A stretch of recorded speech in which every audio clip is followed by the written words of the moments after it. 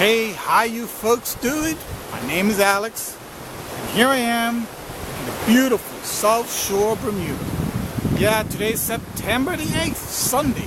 Wonderful. Well, as we do our journey in our internet marketing, I like to take a little walks and strolls, take the stress away from me.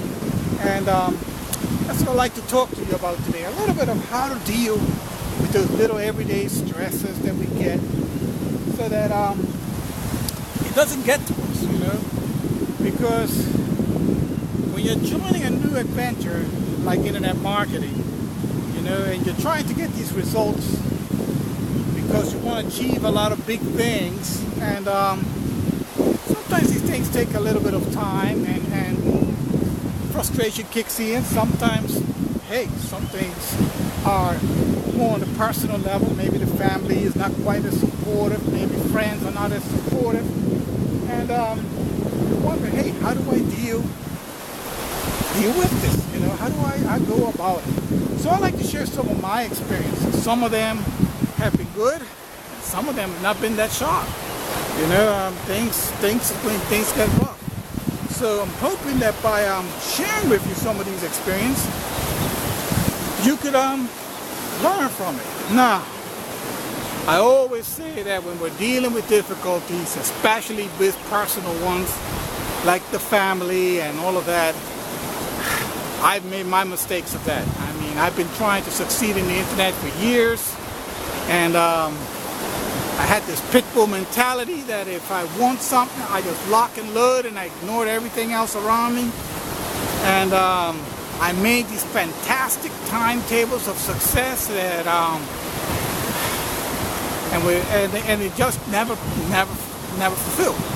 I was doing mostly in the beginning. I was mostly doing website building. That's what I was doing in the beginning, and I neglected my family left, right, and center. I was trying to figure out how to build these websites, and I did them with all my heart and soul. And I told them, hey, wait, because we're going to be rich at the end of the day, so you could put up with daddy not going outside to play, or wifey, hey wifey, take your time. We're going to be rich one day, so a little bit of neglect now will pay off in the end. Guys, we have the vision. Not them, not our family members, not our friends, not everybody. We have that vision. So we are the ones that are going to be stretched. We're the ones that are going to be pulled from end to end. So my recommendation, after my experience that I've gone through, would be find the time to get them included. Find the time to get them involved. What I mean involved, and how do you get involved with them?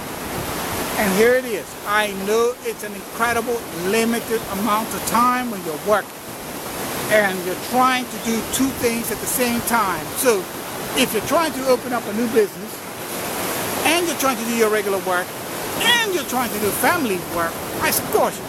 You're pushed to your extreme limits. Yes, unfortunately, that's the load we're going to bear for now. So if you have a date night on Fridays, fulfill it.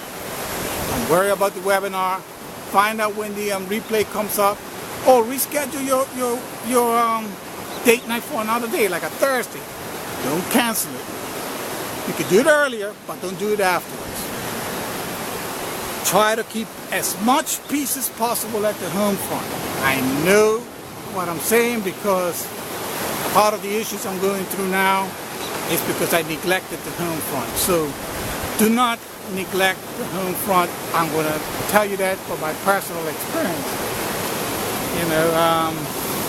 But now, what to do with the technical stuff that gets on the nerves? All that other stuff that comes up here and there, and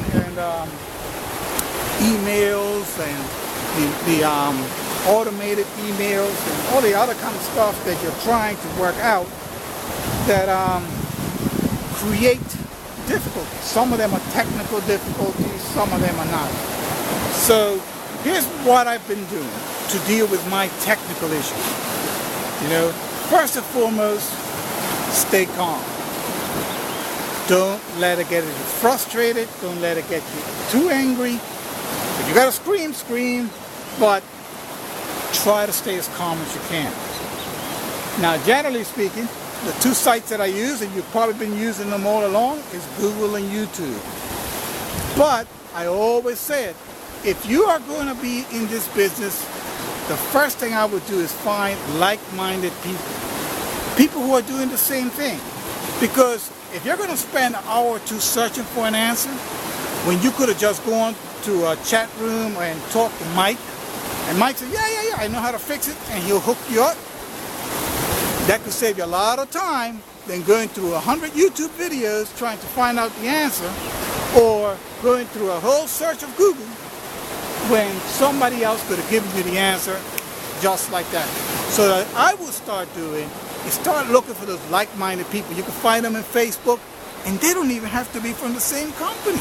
You know, there are so many people willing to share their knowledge, and you could just tell them, hey, I'm stuck doing this, and that. Can you help me? And I say it's better to build your bridges now than that you don't have problems than the day you do have them and you say, man, I wish I had somebody who could help me. You know? So try to find like-minded people that could help. In my case, I have a team around me, so I could always go to my team members. Look up somebody in my team.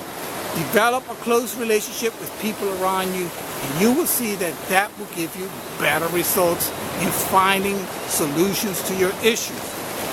Hey, when we start, everything seems like a headache. I remember, I'm going to tell you guys a story. When I first started to learn how to drive, I had to learn how to drive on this old yellow Beatle. This old yellow stick shift Beatle. Oh my gosh, this Beatle. And the gears, let me tell you, they weren't all that good. And this was stick shift. And when you had to shift over to reverse, you had to push down and go up to right next to the first gear. It was up here. So you push down on it, put the clutch in, push down on it, and shove it up there. It was a pain in the neck car to learn how to drive. And it didn't have the best, how you call it, handbrake system. So when you got on a hill, you had to play this little game with the clutch and the accelerator to keep it up on the hill. Let me tell you, it felt like a nightmare doing these things. It was one of those, and when I was learning how to drive with this car, it felt like this. It made me sweat, it made me, but eventually I did get my license.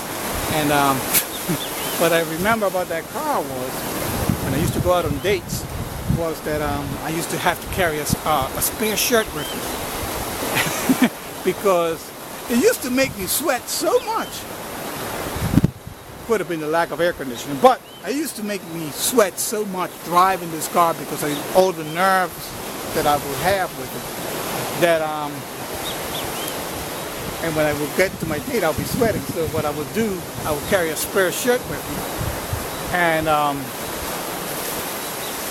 go to the bathroom and change over to my non-sweaty shirt. But you know, after a while, I didn't have to carry a shirt anymore. The car just became my car. I mean, you know, it just became more natural at it, and it just became more fluid at it. And the same thing's going to happen with your internet skills. The more you copyright, the smoother you're going to get at copywriting. The more you do things, the smoother you're going to get. In the beginning, you're going to have to carry a spare shirt. So that's all I can say. In the beginning, you're going to sweat it out a little bit. It's going to be a little bit tough in the beginning. And all of these coordination things you're going to do. But after a while, you'll see you won't have to carry a spare shirt with you. And I think on that note, I'll leave it to you. I hope that these tips will help you. I hope that they will get you along. And I'll see you in the next video diary. See you. Enjoy a little bit of the view as well while we're here.